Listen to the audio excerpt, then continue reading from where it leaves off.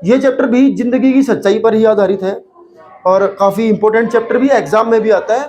Chapter का नाम है द सरमन एट बनारस। ठीक है, सुना होगा नाम। बनारस में ई लिखा हुआ है भाई बुक में। तो चलो भाई, उस समय की जो है वो स्टोरी है। ठीक है, इसको प्यार से बच्चे कहते हैं गौतम बुद्ध वाला चैप्टर। बुद्ध वाला चैप्टर कहते हैं। ठीक है, बुद्ध की स्पेलिंग सही है?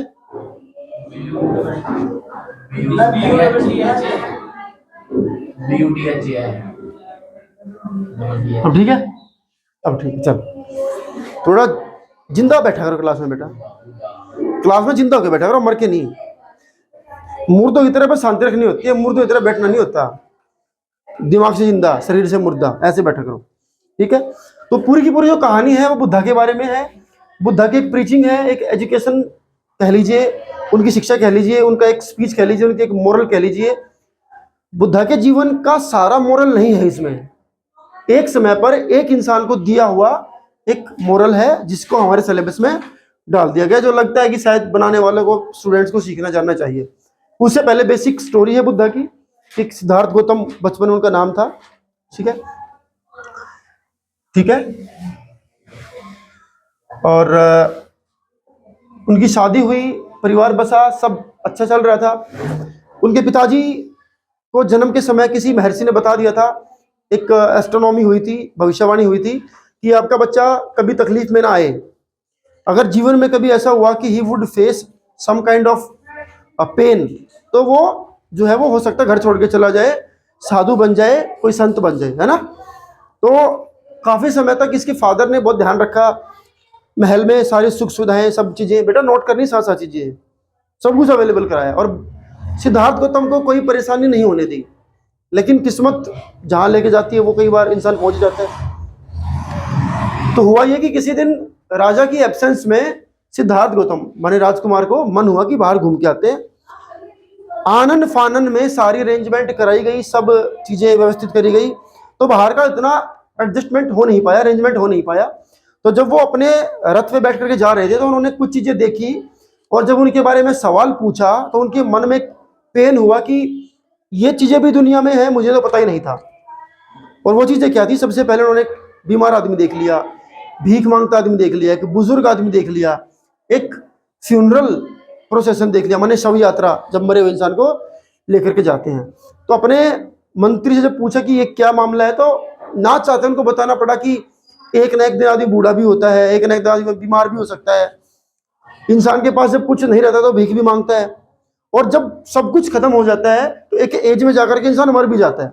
ये देख करके सिद्धार्थ गौतम का मन बदला और वो रात को महल छोड़ करके जो है वो चल बसे नहीं, चल दिए वहां से। चल बसे तो बहुत बाद में, खैर, है ना।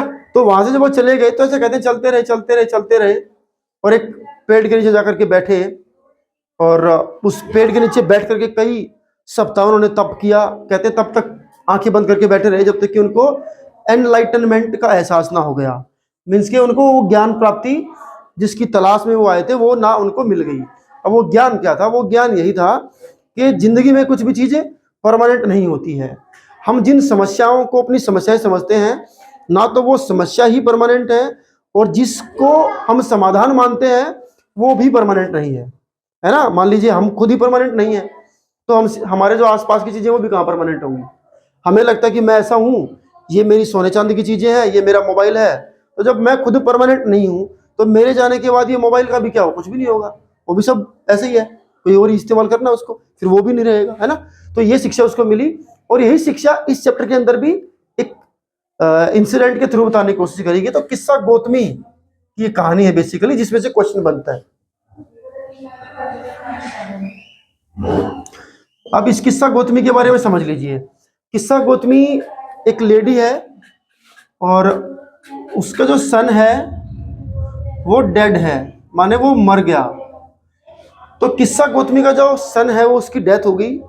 उसकी डेथ के बाद she was very upset, sad, in pen, कुछ भी कह लीजिए, वो लिटरली रो रही थी। एक दूसरे इंसान के पास हेल्प, शाबाश, हेल्प के लिए बार बार उनके पास जा रही थी कि मेरी हेल्प कर दो, हेल्प कर दो। तो हालांकि सबको पता है कि इंसान एक बार निकल लिया दुनिया से तो उसका वापस आना तो पॉसिबल नहीं है, अब तो चला ही गया वो इंसान, है ना।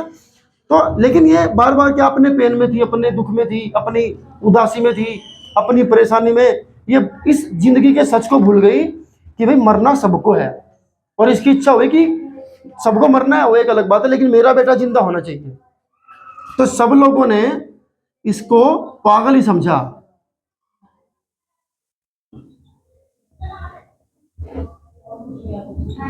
और उसकी हेल्प नहीं कर पाए, सबको लगा पागल है, उसकी हेल्प नहीं कर पाए, लेकिन किसी एक इंसान ने उसको भेज दिया।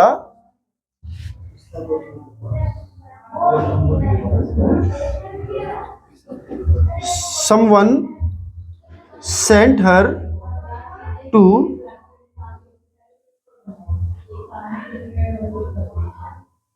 गौतम बुद्धा। कहते कि बड़े ही समझदार और शक्तिशाली आदमी हैं, और भगवान की तरह उनको जो है हम लोग देखते हैं, उनके पास कोई ना कोई इलाज होगा। जब किस्सा गौतमी जाती है बुद्धा के सामने, बुद्धा ने एक ही पल में, एक ही क्षण में समझ लिया कि इसकी समस्या क्या है। ये अपने पुत्र प्रेम में परेशान है। तो she was in pain because of her blind love for her son. अपने बेटे के लिए अंधा प्यार जो था ना, उसकी वजह से वो दर्द में थी, और कोई दर्द की वजह नहीं थी, कोई काटा नहीं हुआ था उसको कोई चोट नहीं लगी थी, लेकिन बेटे का प्रेम इतना उसमें इतनी अंधी हो गई कि उसको यही नहीं पता कि ये मर गया तो तू भी मरेगी एक न एक दिन। आज जिंदा हो भी गया ना तो भी कोई बात नहीं, तूने मरना ही है, और हम सब ने भी मरना ही है। ये बात वो भूल चुकी थी। अब गौतम बुद्ध के पास एक पॉइंट था कि इसको मैंने ये बात समझानी है, लेकिन अगर इस रोते हुए इंसान को मैं समझाऊंगा कि मर गया तू भी तो मरेगी, तो ये शायद नहीं मानेगी। हम भी कहीं जाते हैं और मरना तो जीना हमारे हाथ में है नहीं, फिर भी खुदा ना खास्ता किसी के यहाँ कुछ हो भी जाए, कभी जाना पड़े और लोग वहां रो रहे होते हैं, बुरी तरह से विलाप कर रहे होते हैं, ऐसे ऐसे लोग भी रोते हुए देखे मैंने जिनका कोई वास्ता ही नहीं है। चलो किसी के तो फैमिली मेंबर होंगे, वो किसी के रिश्तेदार होंगे, तो मान लीजिए मैं गया रिश्तेदारी में, तो उधर से एक रिश्तेदारी और आई, उसके साथ 10-15 लेडीज और भी आ गई और रोए जा रही हैं।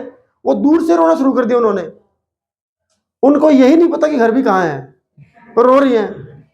मतलब उनका कोई डायरेक्ट कनेक्शन नहीं है। वो एक दूसरे से पूछ रही हैं, जब घर आके बता दिए वो थोड़ा और तेज रोएंगे। डिस्कशन कर रहे हैं कि अभी थोड़ा स्लो स्लो रो लो, लय बना करके, जब घर बिल्कुल नजदीक आएगा तो और हुंकारे मार के रोएंगे, हूं करके रोएंगे। अच्छा लगता है, ठीक है। अब उस माहौल में जिनके यहाँ ये मृत्यु हुई किसी की, या ये हादसा हुआ, आप उसको ये बोल दोगे क्यों रो रहा भाई, तू भी तो मरेगा, तो शायद उसका दुख और बढ़ जाएगा, वो मानेगा नहीं, हो सकता गुस्सा करे, वो आपको मार भी दे कि हमारे यहाँ इंसान चलाएगा, क्या ऐसी बात कर रहा है तू हमें भी टपका रहा है। हालांकि ये सच है हालांकि ये बात सच है कि हम सब परमानेंट इस दुनिया में नहीं है, हमारे में से कोई परमानेंट नहीं है। सच बात नहीं है ये, लेकिन सच को आप उस समय पे कह नहीं सकते। तो गौतम बुद्ध को भी लगा कि इसको मैं अभी बोलूंगा तो ये हो सकता भड़क जाए और कुछ ईंट वीट उठा के मेरे को मारे, समझाना पड़ेगा। उसने कहा कि एक तरीका है इसको बचाने का, एक दवाई बनेगी। तो उसने कहा जी क्या दवाई बनेगी। तो गौतम बुद्ध ने क्या किया, उसको कहा, Gautam Buddha asked her to bring some mustard seeds. उसको कुछ सरसों के दाल ला करके लाने के लिए बोला, और ये बोला कि ऐसे घर से लेकर के आने हैं, पूछ लेना पहले जिस घर में किसी की मृत्यु, किसी की डेथ कभी भी ना हुई हो। किस्सा गौतमी इतनी अंधी थी उस समय भी, उसको एहसास ही नहीं हुआ कि ऐसा घर नहीं मिलेगा।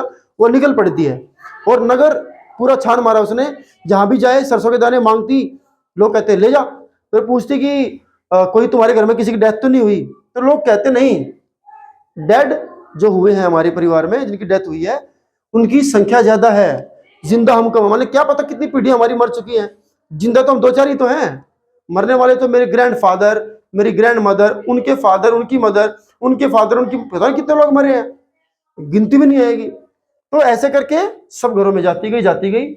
शाम हुई, एक जगह बैठी, पूरे गांव का, पूरे शहर का नजारा देखा, लाइट ऑन ऑफ उसने देखी कि कैसे लाइट जलती है, कैसे बुझती है।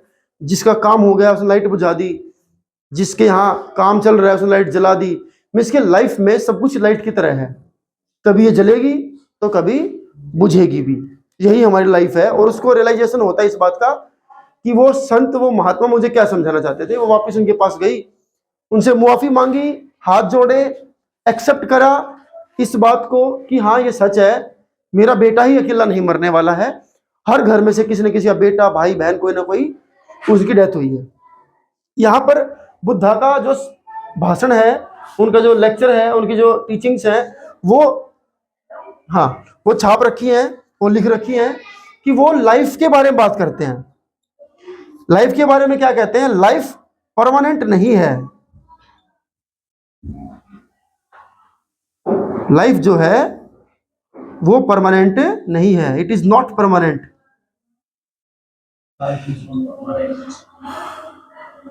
इसके अलावा हमारे जो सोरो हैं, दुख हैं, और हमारी जो हैप्पीनेस है, that is also not permanent, वो भी परमानेंट नहीं है। सो शॉर्टकट में कहूं तो nothing is permanent on this earth. इस पृथ्वी पे कोई भी चीज परमानेंट नहीं है, ऐसा बुद्धा ने कहा। फिर अगला उन्होंने बोला कि फिर भी लोग दुखी होते हैं। दुखी तो फिर भी होते हैं, सबको पता है इस बात का, हम सबको पता है। फिर भी हमारे यहाँ कुछ हो जाए अनहोनी तो हम रोएंगे, क्योंकि हम ये बात अभी भी नहीं समझ पा रहे। वो ये भी कहते हैं रोने वाला आदमी सबसे बड़ा मूर्ख है। रोने वाला आदमी केवल अपना दुख बढ़ा रहा है। रोने वाला व्यक्ति केवल अपने गम को बढ़ा रहा है। रोने वाला आदमी केवल और केवल अपनी परेशानियों को इंक्रीज कर रहा है। ठीक है, उसका इस चीज के सोल्यूशन से कोई कनेक्शन नहीं है रोने का, ये सोल्यूशन नहीं है रोना। और ये सब बातें उन्होंने अपने इस चैप्टर के अंदर जो हमें भी सिखाया जाता है वो बताई है। अब सोचने वाली बात यह कि ये बातें कितनी जरूरी है स्टूडेंट्स के लिए। क्यों जरूरी है? We have to be practical, है ना। दुख परेशानी सबकी जिंदगी में आती है। आजकल तो बच्चे स्ट्रेस में बड़ी जल्दी आते हैं। 10वीं क्लास के बच्चे भी परेशान रहता है। 20-30 साल पहले 10th क्लास के बच्चे को परेशानी वर्ड का मतलब ही नहीं पता था। उससे कोई पूछ ले परेशानी क्या होता है, परेशानी हिंदी का है, इंग्लिश का है। और अभी स्ट्रेस जैसा वर्ड तो कॉमन था ही नहीं आज से 15-20 साल पहले।